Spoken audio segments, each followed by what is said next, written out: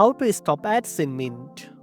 First of all, open your browser and go to the Mint website, then log into your account using your email and password.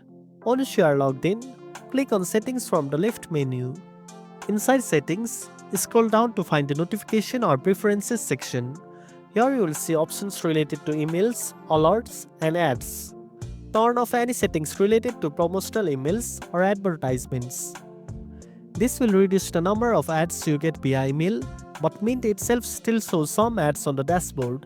To block those ads on the website, you can use a trusted ad blocker extension in your browser like uBlock Origin or AdBlock Plus.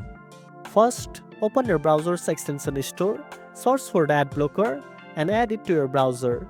After installing, make sure it is enabled and refresh your Mint page.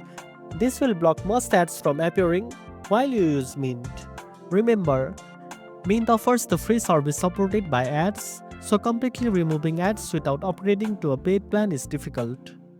However, following these steps will minimize ad interruption and make your experience much smoother. And that's it. Now you know how to stop ads in Mint. If you found this video helpful, don't forget to like, share, and subscribe for more tech tips. Thanks for watching, and I'll see you in the next one.